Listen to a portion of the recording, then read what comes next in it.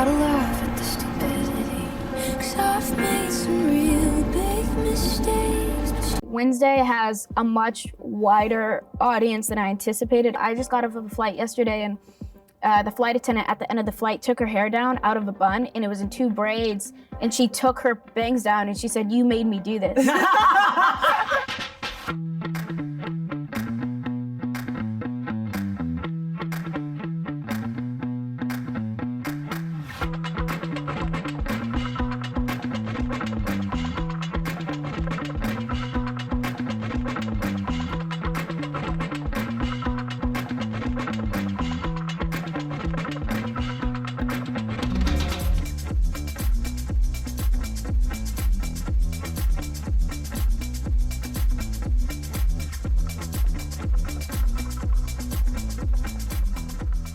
Hi, and welcome to the Hollywood Reporter Roundtables. I'm your moderator, Lacey Rose, and I'm so excited to have all of you guys here. So we will jump right in with what I hope is an easy question to kick it all off. When a fan is to come up to you on the street, what is that fan likely to sort of recognize you from, and what do they typically say? Like, what do you get a lot? For me, I'd have to say right now, it's all about Abbott Elementary. And what do you hear? Oh my God, it's just such an outpouring of love. It's just such a thank you. It is a feeling that I get from fans that I wish everybody could get at some point in their life, because I'm constantly getting a big hug from fans, and they're so different. It's like from little kids to their grandmother. I'm like, what in the world? But it all feels so good, and I'm enjoying it. It's the ones that talk to me in the bathroom. Now that's a problem. Yeah, in the toilet at the airport. Yeah. It's like, oh my goodness. Yeah, thank you. May I continue now? I had a funny one on the plane, actually, where I was sleeping. Like, it was like a nighttime flight. I was like, full on sleeping, and I get a little, waking me up. And I'm like, out of your sleep? Oh, yes. And then she was like, I'm so sorry.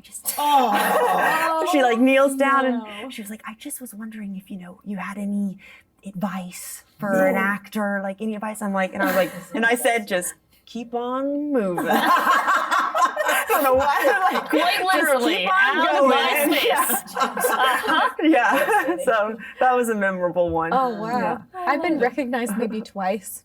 I'm just in the privacy of Canada. But when I am recognized, it's usually in Indian spaces of being at powwows or wherever. And then usually it's for Reservation Dogs and the impact that the show's had. And usually it's followed by wow, you're so much smaller in real life than you look on camera. And also, wow, they really don't do you justice on the show, which I'm like, hey, thanks. How does one receive that? I get a lot of you're shorter in person. I thought you'd be bigger. Yeah. And I'm like, that's just my hair.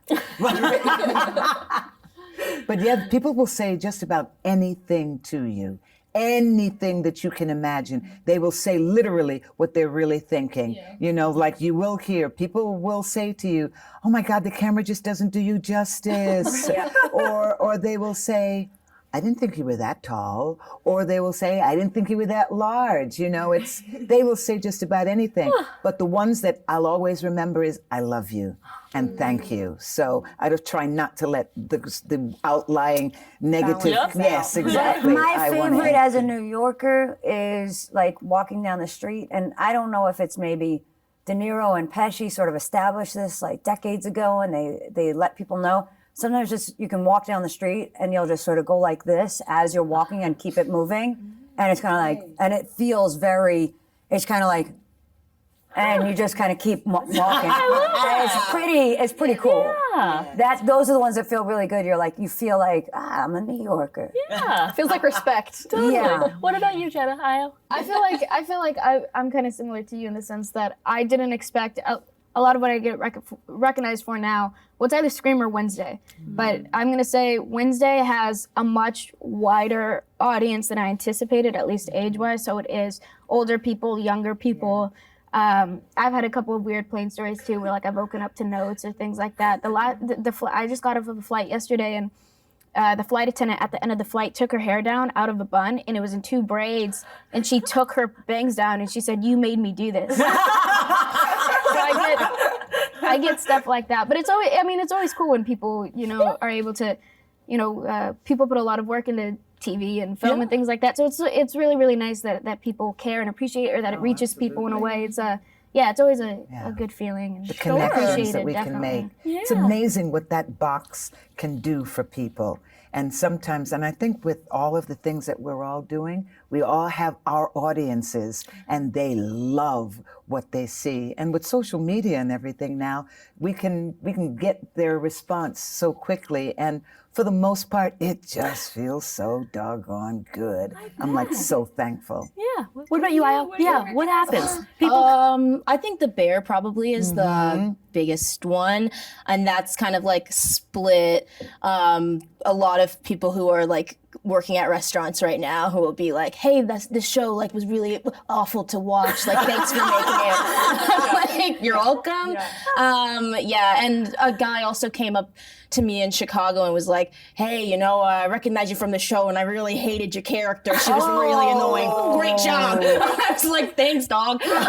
Really appreciate it." But then also Abbott. I did a episode of Abbott, and that I was like, "Oh, I love this. Like, people love this stuff." Like, so people will be really nice about that. But yeah, I think like there's a lot of projection, beautiful projection. Projection I'm grateful for, but a lot of like projection on the bear. Somebody will be like, "Hey, thanks so much. Like, I worked a restaurant job. Do you want to hear like the 7 worst things that happened to me?" Not today. I don't know. Sometimes, yeah. I don't know. So you're all here because you've obviously done this sort of remarkable work in these projects. But I guess I'm curious for anyone, and be honest, if you had any sort of hesitation or reservations about taking these roles. Well, in my personal experience with my show, I did a lot of TV growing up because when I first started acting, I was only allowed to do commercials because I had no connection to the industry. Yeah, but you first started acting and you were such a baby. Yeah, I've been acting for over a decade, which is crazy. I was only allowed to do commercials, and then I was only allowed to do TV, and just recently I was able to, start getting into the film world. So I think the idea of jumping onto another show when I had already done so much television already just was something I wanted. My goal has always been film, so I was trying to focus on that. But I think with a character like this who is so legendary and so badass, and I remember when I was younger, actually, I did this show where I referred to myself as the Wednesday of the family because there were 7 kids, and I was in the middle of the week. And I remember telling my mom at the time, "Oh my God, I would love to play Wednesday Addams. When would that opportunity ever come?" And then it came later, so it felt like I would be doing a major disservice to things that I had said in the past in terms of turning down something like this, and then also giving Latin representation to a character who has never really been shown in that light before, and somebody who has such an audience, and it's definitely the largest role that I've ever, or most well-known role I've ever taken on, so I felt like I should do it for those reasonings as well. Anyone else have any? For me, doing Abbott, Quinta was just like, it's all about Barbara Howard, right? I really wanted to take a jab at Ava. I was just like, I can see me doing that principle. And it would be such a step away from everything that people had ever seen me do before, And Quinta was just like, absolutely not. And I said, okay. She said, "Oh, no, that's a deal breaker." And I was like, okay. And I'm glad I listened to her. She knew something. Anyone else have any reservations, any hesitation, or was it? I mean, definitely, I think there was some in just taking on a role where I was like, "Oh, this is like this person is unlike me. Oh, I will have to be acting if I get this part. Interesting." And I like started in comedy, and so I think like the box that I put myself in was like, cool, I'll be like playing like millennial assistants for like another 5 years, and then maybe I'll get to play like Pete Davidson's girlfriend or whatever. Sorry, that's, and I would be honored too. Looking to camera, I would literally revel at the opportunity. But yeah, I don't know. I just didn't really see myself being in that. You don't have to live like this. No, I mean, lovely guy, funny guy, but I'm You're right. fucking- Like, you're Italian, I'm IO. employable. I'm employable. I am Okay. employable. But yeah, I Oh, don't know. okay. I just didn't really think that Chris Story, who created the show, would like see me in that space because he also knew me from comedy and he knew me as a writer. And so I think I was a bit nervous about that. And also, just on a real note, I was like, if I do a pilot and the show doesn't get picked up, like, how am I going to be in a writer's room again? Like, how is that going to work? I'm worried about a check a lot,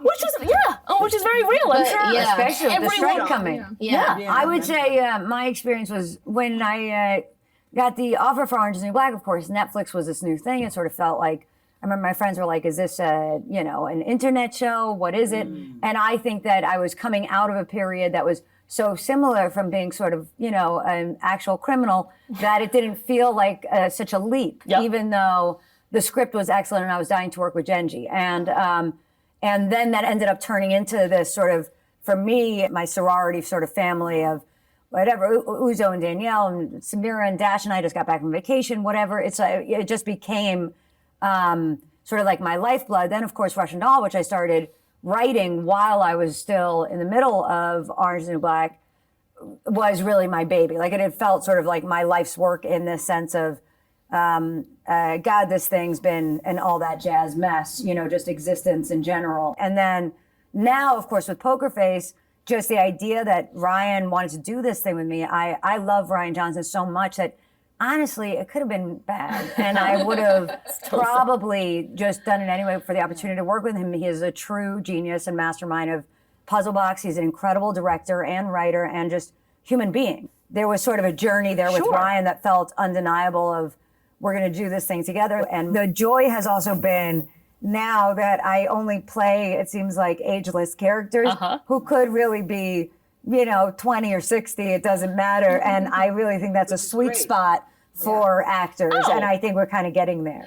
I think it's a sweet spot for women, period, in the industry. It's like sitting here with all of you now and being able to look, past these cameras. When I think about when it is I started, and I always say, it took 40 years to become an overnight sensation, but I think about the addition of women and so many different types of women and the extra talents that each one of you possess. I mean, when I was thinking back to when I started, nobody was thinking about this.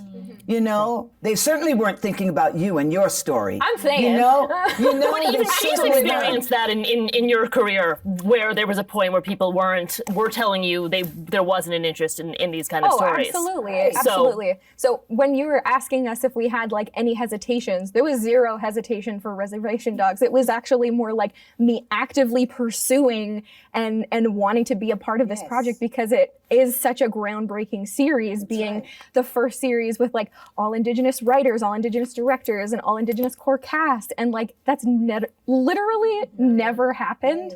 And so like, for all these conversations of like people kind of getting exhausted from hearing like, oh, well, it's the first this and the first that. It's like, it feels like, oh, we're checking off many things, but then it's also at the same time, it's like, okay, well, what about the people who still like haven't even been a part of the conversation yet? When I was pursuing and auditioning for Reservation Dogs, I had known of me and Sterling Harjo were like, the Native film community is just like so tiny and everyone knows everyone. And so like we had known each other. And so I'd heard about the audition and that Taika was involved. And I was like, oh my God, could I have like fucking manifested this? and I reached out to him. I was like, just so you know, I'm going to like submit an audition. And he was just like, oh, like you're not right for the part. You're like, you can't play a teenager anymore. Like all these things. And I was like, okay, I'm still gonna audition.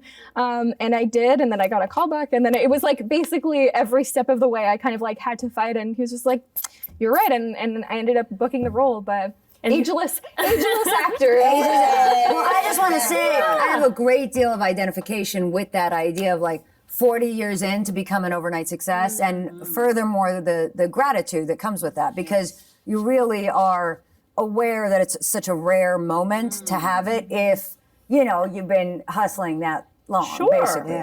The grind is real in this industry, and it can grind you out quickly. When I hear you talk about the need to follow the check to be able to sustain yourself in the industry, when I hear the voice that says, I want to be heard, I want to find my place, not holding on to anybody's negative thought about you and knowing that you are enough. And for you to be able to survive the industry, being in it from kids, and it's like you're saying, beautiful, wonderful people.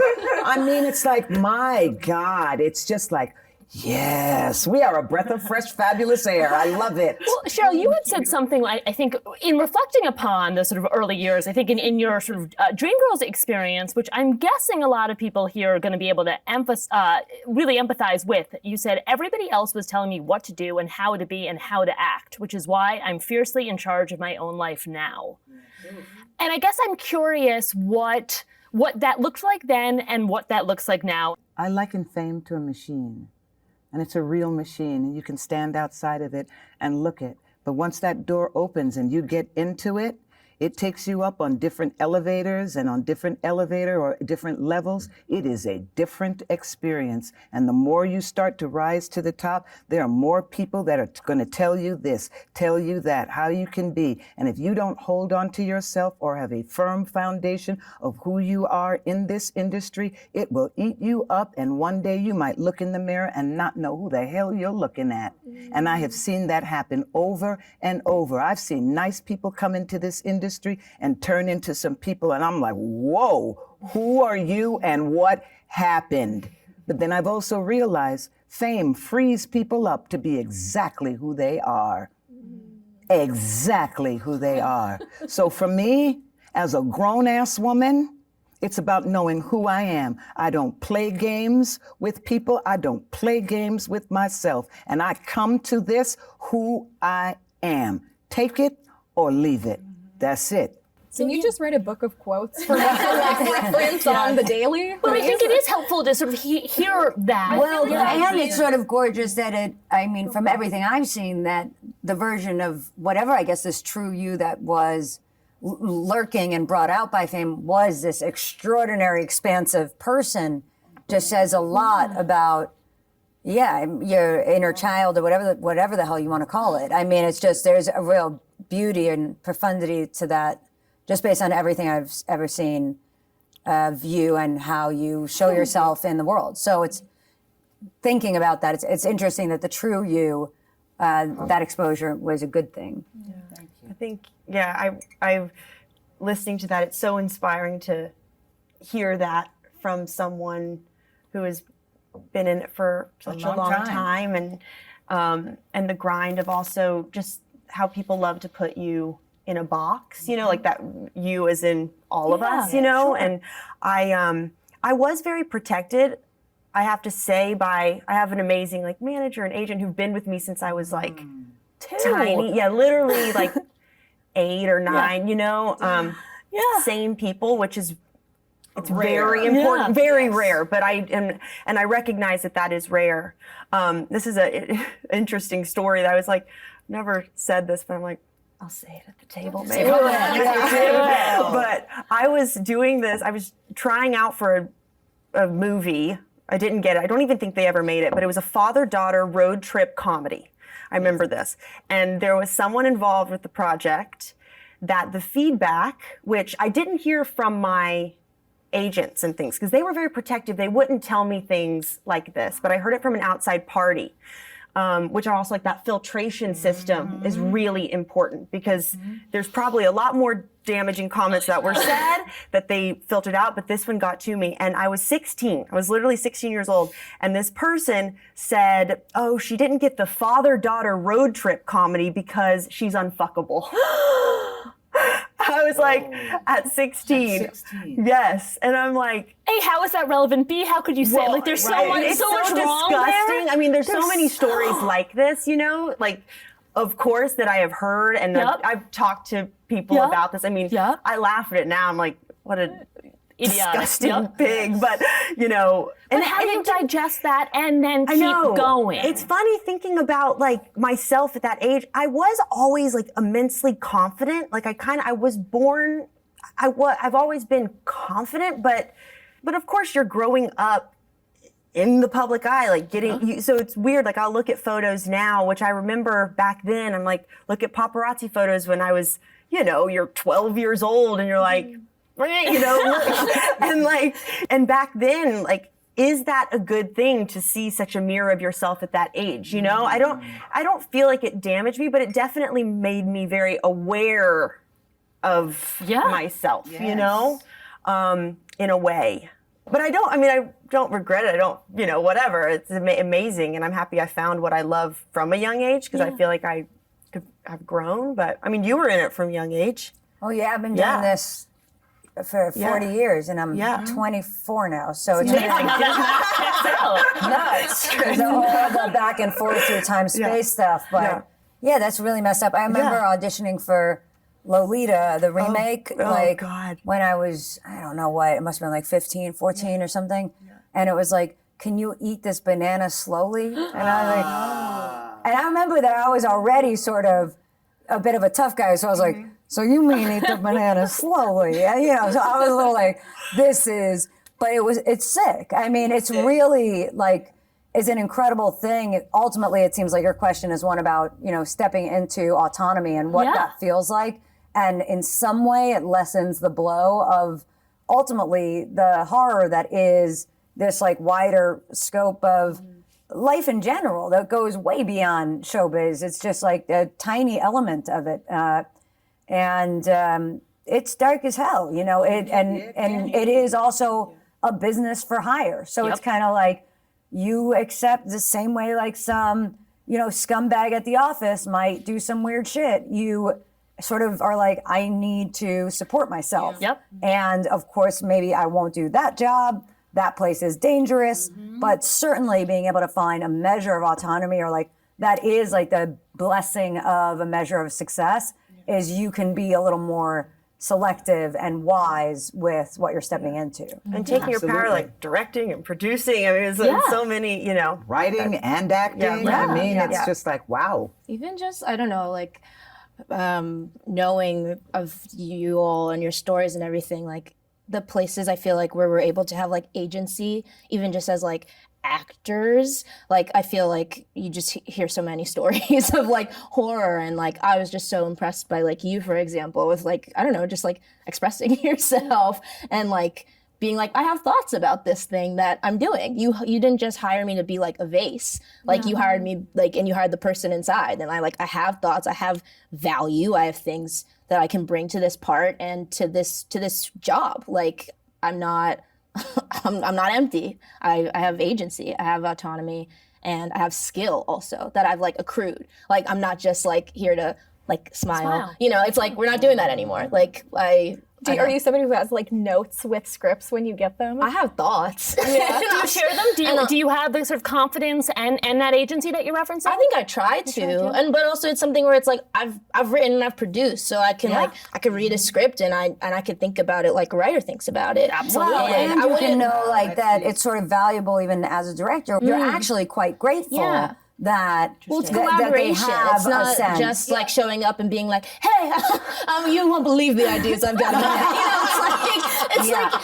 It's exciting. It's exciting to know that I have thoughts. The director has thoughts. The other actor across from me has completely different thoughts. And how are those going to gel together? The camera department has thoughts. The lighting has thoughts, and I have no idea how it works, but I love to know that I'm lit and I'm lit well. It's like everybody is coming here to just try to meet this vision and make something decent. No, Jenna, it's interesting. what happened with your situation? Because only I've heard you talk about it, right? Were you like In terms of Wednesday, like working on the show. Yeah. I feel really, really lucky and fortunate to be coming on as a producer this time around. And I think it's because I was going to piggyback off of what you're saying in terms of I feel like any of the best teams or environments I've been on set have been people who are very collaborative and wanted to hear different opinions, because I think it's very easy for people to get caught up in their own. I think a project is best when there's as many voices and ideas thrown out as possible. And with Wednesday again, another fear, because I find in television, or I've had experiences on television where I felt like my voice wasn't heard. that I was meant to be a puppet, that I didn't really get to say. I've been told on sets, you wouldn't know because, you're not a writer, or like, just shut up and do your job. From 12 years old, I've been hearing sorts of things like that. So I think that I went into Wednesday with like a really big hesitance for that reason as well. But I was really fortunate enough to be working with someone like Tim Burton, who always he pulled me in his trailer one day and said that he wanted to be a soundboard for my voice. So every day, me, him, the writers, we would get together in the morning and go through sides and go through, what we wanted to go through. But I think also being younger, being a woman, also being of smaller stature. I don't know if you guys have also I ran into identify that with as that well. a lot. It's like being little. For me, it's also big. big hair and New York accent. I'm like, oh, so you think it's this kind of IQ?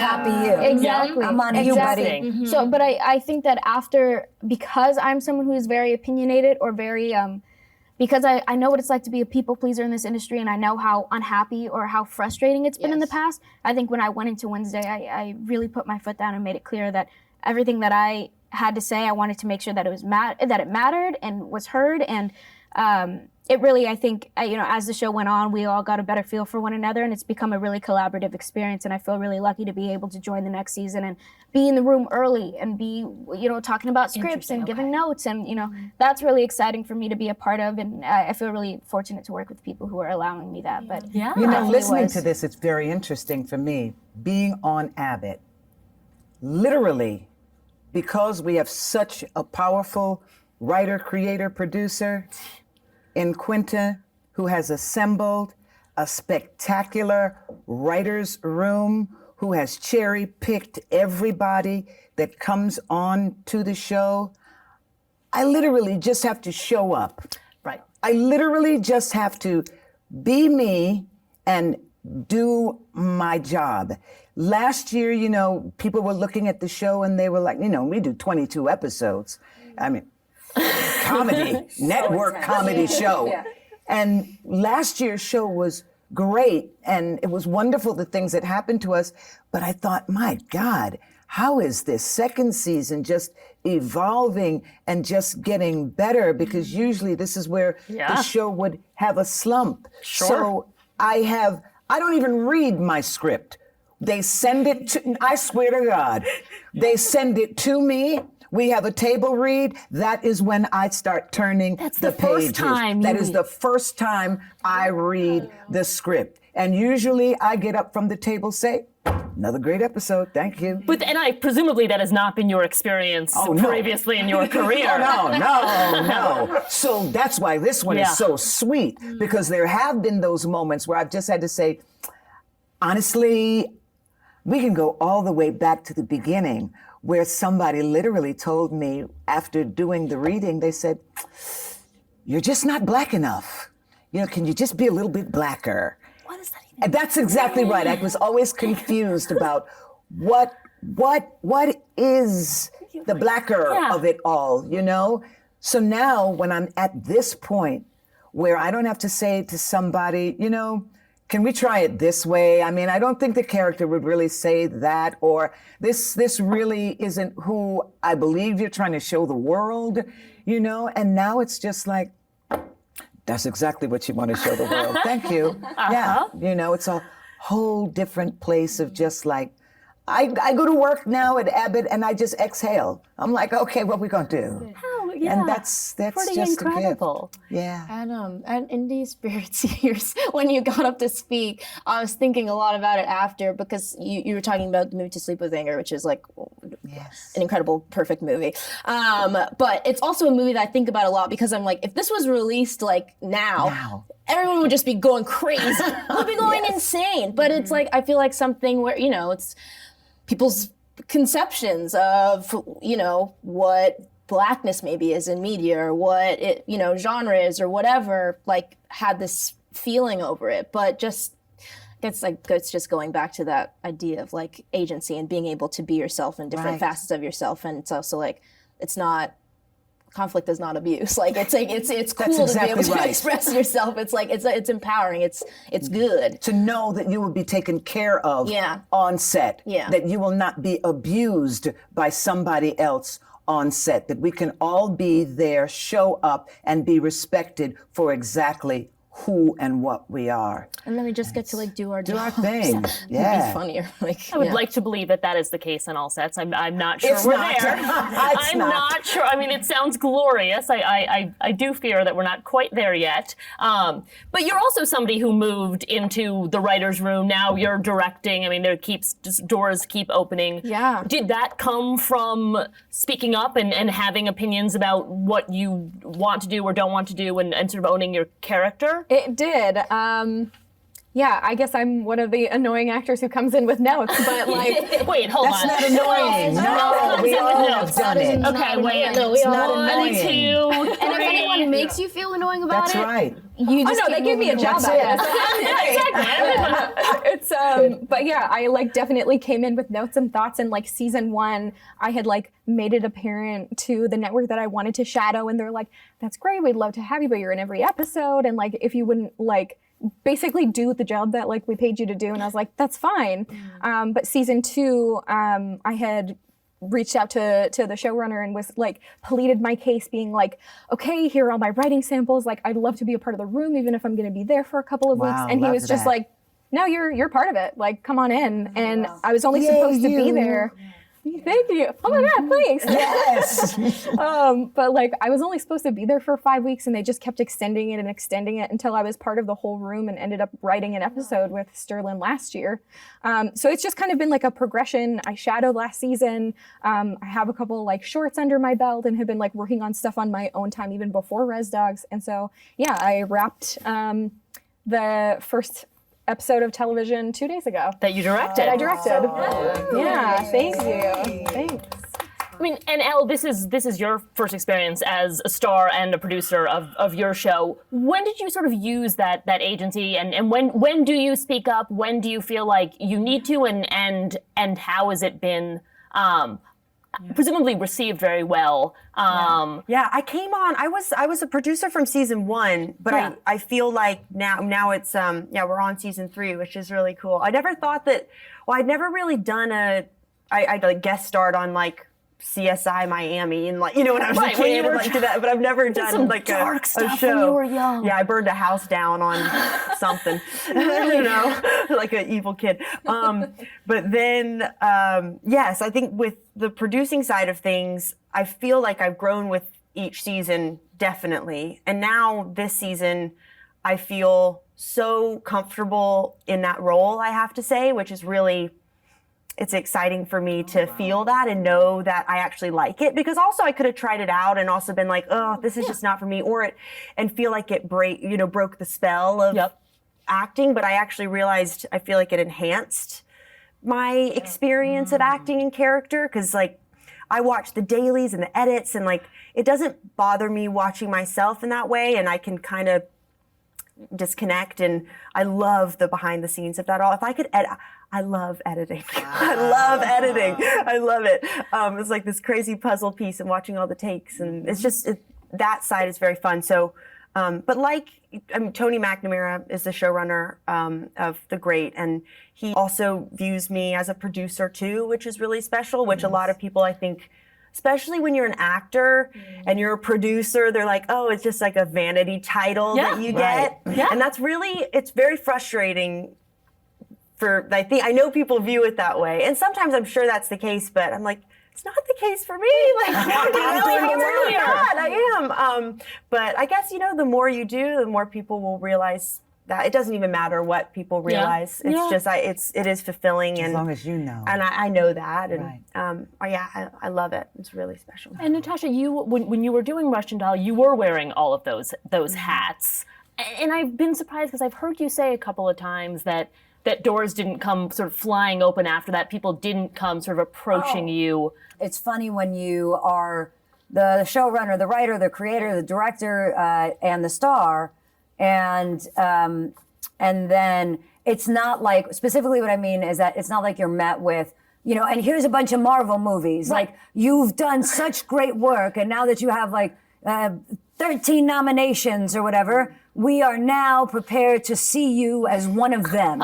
We see you as an actress lady. Yep. In fact, they're like, ooh, now we see you as potentially intimidating. But to my mind, I think that the male sort of auteurs of, sort of like, I guess I am naming names, like the Bills and Donald Glovers and that kind of thing. I think it's much easier that, by the way, you're talking about all brilliant people that I love. Like, You're not I don't taking have anything away from them. In other words, I'm talking about an industry thing, not a personal thing. But for some reason, it's much easier to say, oh my God, this person is brilliant and fun to watch. Let's put them in a bunch of stuff. I can't wait to make them. So I just think that sort of, there's something still hinky in the idea that it's sort of intimidating that the woman has. Like, in other words, yes, we're talking about some very rarefied, gorgeous experiences of, these showrunners and stuff, or, directors, creators, whatever, who want to hear the involvement and who want to sort of raise us up. Ryan and I really, we made Poker Face with each other, for each other. We just wanted to hang out and make it. So, like, of course I wrote and directed an episode, but the other game, that sort of middle space, is, I think it's a little weird. It's just, it's not, it is very, I maintain that it is very different for boys and girls. Although I would say the exception might be Larry David. Like, it might be that Larry David is actually not getting a lot of calls from Marvel and stuff. I think that's probably Or maybe he is, and he's just like, I'm no thanks. I would love the Larry David Marvel movie, however. To hear, actually, but by the way, I don't even mean anything like to Marvel or whatever. I'm just saying that I don't suddenly see, the Pen 15 ladies on like billboards all over the city being in rom-coms or something. Maybe they don't want to be.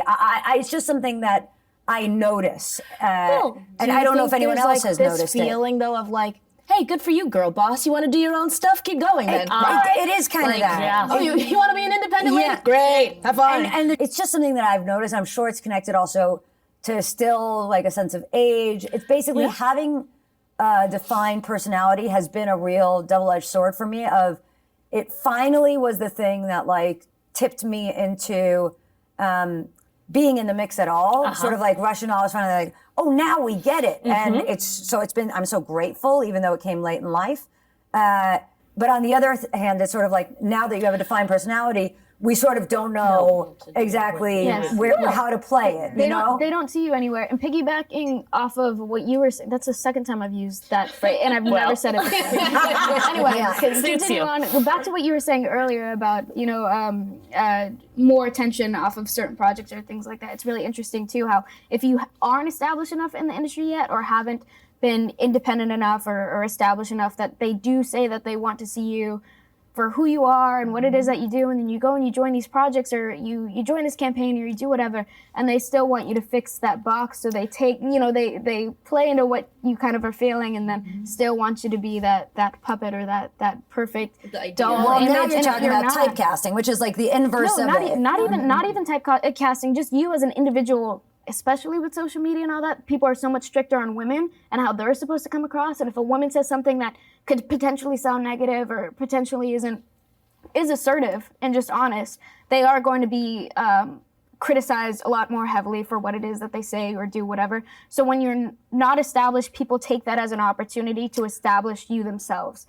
rather than give you the opportunity. And I feel like I personally, coming up in this, I've had multiple instances where I feel like people say they want to see you for you, but then only want you a certain way or a certain. What do they do? How do you actually fight it? Like, where does that come from to say, I want to be me? And do you even, and then there's the question of like, as you're navigating all of this, do you even know who me is when you're being shot through this cannon? Sometimes you got to play stupid. Sometimes it's like in one ear, out the other, because if you sit there and like you talk about it, they will not.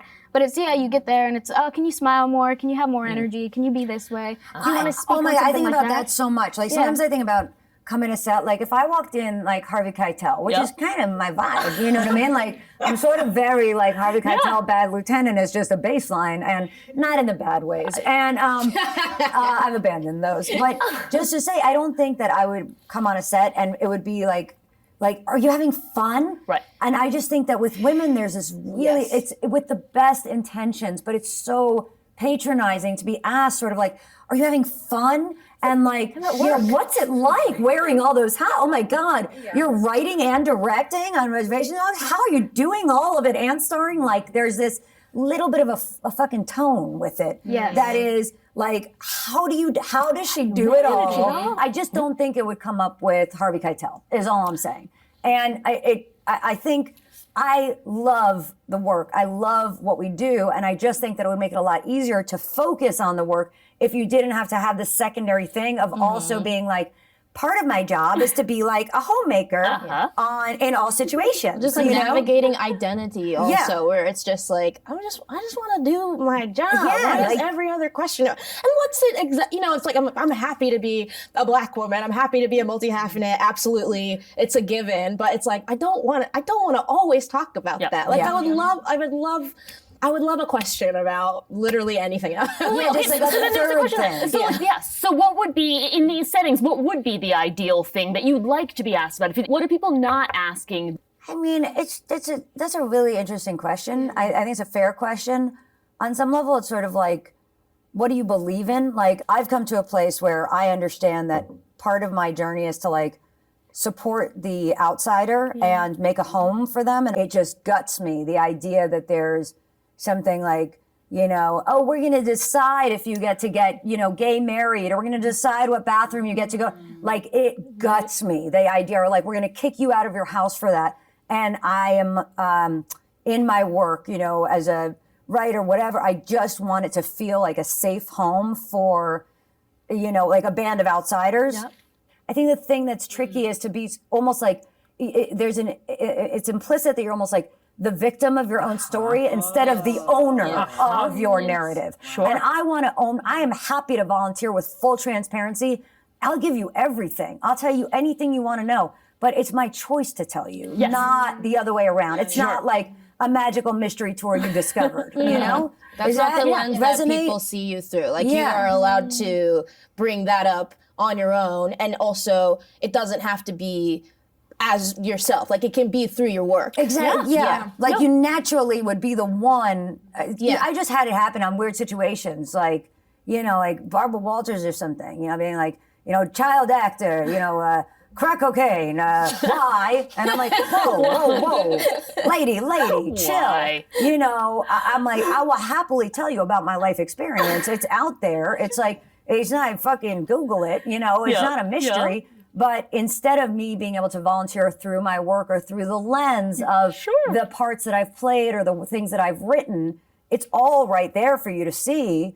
Why are you making it like you've discovered something about me that now I'm a victim of, when in fact it's something I've overcome? I think that makes total sense. That's the darkness. That makes sense. Well, you reference this idea of this typecasting thing, but also this idea of like, Hollywood sort of sees you one way. Often you're sort of put in boxes, and maybe you'd like to be seen in all different ways. So I guess my question for all of you is what do you feel like you tend to sort of get offered or approached about a lot? And at the same time, what don't you get approached for but would love to do and love to sort of be seen for? Because I feel like this is an opportunity to sort of shout it out there, say like, hey, I could do, whether it's the Marvel movie or whatever it is. I mean, you two are already working on Marvel. Only the Larry David Marvel movie. Only the Larry, you were the co-star of the Larry David Marvel. And it's really just us running around trying to be like, catch him. I feel like his Marvel movie is like, he's just a guy whose life keeps getting destroyed by like all the superheroes fighting.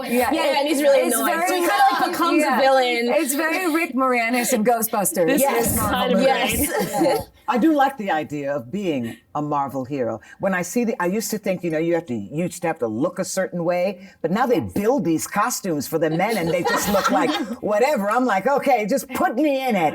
And yes, and all of you would be my sister, and all of you would be my daughters, and we would go out into the world and we would just shift shape and morph and just be boss and take over, and then we would hide sometimes and we'd be real quiet in silence, and then all of a sudden it would be like,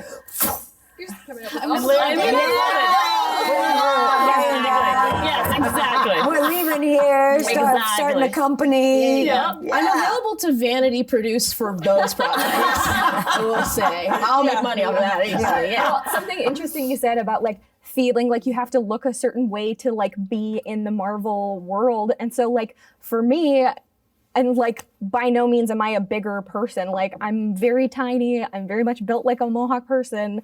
But like there was so much pressure in the industry to like look a certain way. And there was always this thought of like, oh, I need to be thin or be fit to be able to be in a Marvel movie. And then when I was cast in one, not a movie, a show, but I was like, okay, now I have all this pressure where I have to like be fit and I have to do all these things. And I was like, hang on, I've already been cast exactly as I am. And like, I could have benefited greatly from seeing somebody like myself on screen. So there's like, I feel like I'm constantly like oscillating between like feeling the pressure of that and then also just like reminding myself of who I am and what my values are. And like, I don't know, I feel like that's been something that has been, especially as like a woman in the industry, something that's always on the table of having to navigate. Yeah. And it's interesting when you talk about yourself as a Native American, it's like through what we've seen in the old Westerns, it's always like, you're supposed to look like Pocahontas because that's their only frame of reference for a Native American. And in so many ways, the history and the way it's not being taught, we don't know that it's the whole North American continent of Native North Americans, you know, and it's from the whole span of the country. When I saw you all in Oklahoma, I was just like, Indians in Oklahoma?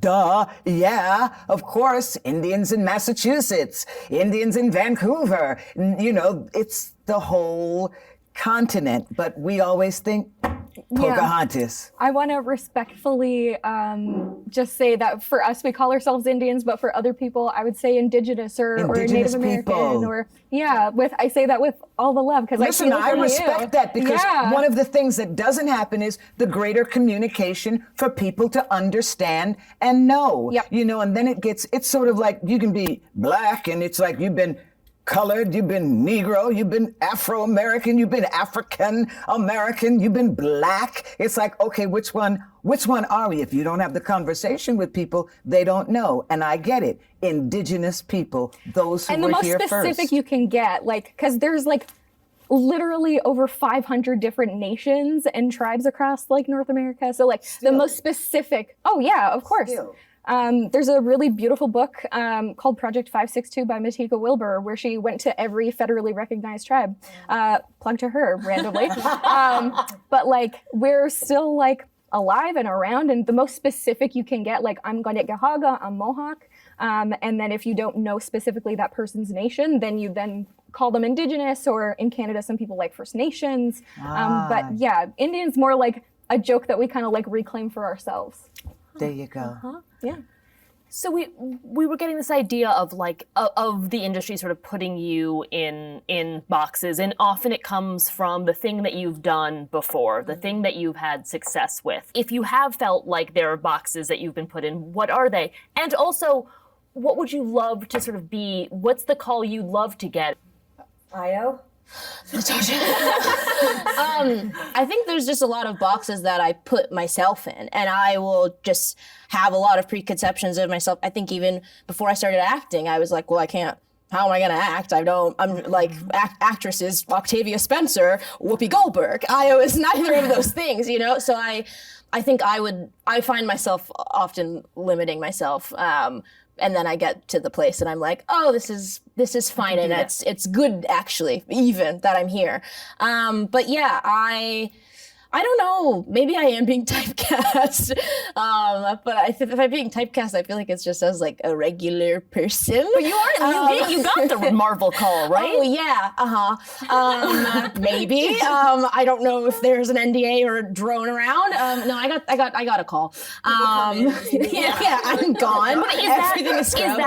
I guess the question on that is like, is that the sort of the pinnacle, or what is the pinnacle for you? I think it's great. I think the pinnacle for me would be free to make my own things. I'm developing my own shows, and I got a lot of ideas in this weird little head of mine, and I want to also be able. I love collaborating, and I love watching things that are like challenging and like make me feel things. And I think I don't know what they are until I get them and read them. But I do sometimes have calls with my agents, and I'm like, I read this weird script like a year after. I would have loved a part in this. I don't care if it's a big part or a small part. I would have loved to just be a part of something that is like interesting and kind of strange. Like, I want to do things like that. I want to be in those spaces.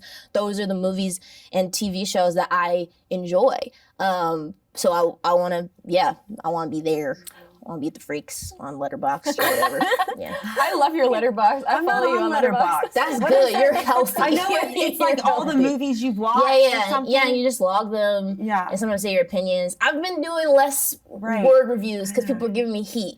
The best social media part of you is your profile on Twitter. A lot. Well, is your profile still, I think, says that you are the showrunner of the Kaminsky Method, which is my... And have you yet seen the Kaminsky Method? I haven't seen an episode, but I definitely am in charge of the room. And you're definitely the showrunner. Congratulations. Thank you. I love my cast and crew. They're all so The bear is awesome. I know that's why we move on. Yeah. Hit to hit to hit. My profile still says that. I came up as like a comedian and writer, so I think a lot of that is like you just speak your piece. I think I'm looking for the great biopic. You're looking for I want because there's so many stories about women, especially women of color, that have not been told, that gave so much to the country and the world. I think I'm looking for that great biopic, a woman with a real story that needs to be told. Yeah. And what about Jenna and Elle? I mean, what are the things that you're like, please don't call me for that anymore. I've played that part. I'm done with that. And then what are the calls that you were dying to have I like the come idea through? that it seems like you have a dark bone in your body and you're like, don't call me for that again. I've known you since I was 9, since I was 2 years old. Enough. Yeah. You don't seem like that kind of person. That's the problem, though. There's that, like, there is that. That's the box, like, that I don't have a dark bone in my body. I'm like, we found it. We found it. I want to burn a house again. Maybe when we're getting you on bad Kaminsky. Bad Kaminsky. I think season 3 and really naughty, something like that. Yeah, exactly. Yeah. I mean, it's funny because I think it was because obviously I was like Sleeping Beauty and Maleficent, which is you can't get like smilier, sweeter, or pinker, or blonder. So, but I'm cool with that. Like I like that. It's fine. But I think for a while I was probably, most known for that. I mean, or just being a child, like being a child, or in the Disney spectrum of being a princess. So I think that's a box that I feel like a couple years ago I really was like trying to shatter, like personally. I don't even know what people thought, but I thought this is all they think of, for me. And I do think The Great, which again, it's like a blonde royal, but it's so turned on its head because it's so raunchy and violent, and we're saying like the C word every other word, and I mean, it's like. I still say the C word. The C word, exactly. Which there you go. Coochie-coo. Yeah, exactly. I don't know if you're familiar with the show. Yeah. It's weird on a period level, but they make it work. They make it work. Yeah. So I'm grateful for the show because I do think people have. I don't feel the fighting against the child actor really thing anymore. Jenna, what's yours? Jenna, and then I think we have to. We need to know, Jenna. We need to know, Jenna. Yeah. What are the things that you're like? Oh, you've gotten enough of these calls and you're done. You don't want them, and you're at this point in your career where I'm guessing there are a whole lot of calls, and you're navigating and trying to figure out what should be a yes and what should be a no, and I don't know how you do that. Well, I think first of all, what a privileged position to be in, and how lucky. I feel like I still kind of, it's really surreal and hard for me to kind of understand and grasp everything that's happened in the last 6 months and what's gone on. But I think for me, it's not necessarily about, when I was younger, I used to do Disney for a while. Now I'm the deadpan girl. People have come up to me and asked me to do the thing, or make the face, or whatever it is. Remove exactly. Wow. Exactly. Or if I don't have a lot of expression one day, it's she's doing that thing again. Oh my God, she's it. So for me, but it's never really. I know what it's like to feel like I'm fighting some sort of image or force or having to make myself seen in a different light. But I feel like I'm in a position, and I'm getting familiar enough now with my work that I know that when I do jobs, I just want to do jobs that mean something to me. I'm more than happy to play characters that are similar in a sense, but if for some reason, I feel like oftentimes there's projects that I've done that I did 2 years ago that I probably couldn't do now. I feel like they're always finding me exactly when I'm in that position or when I've just a hard character going through a hard time, and that's been my place. Yep. I've been doing great. Oh, character's in a great place. I feel really fortunate in that sense. But I think for me, more than anything, I know that I don't want to be pigeonholed, but I know that I also have a lot of different, because I'm not so established as an individual yet,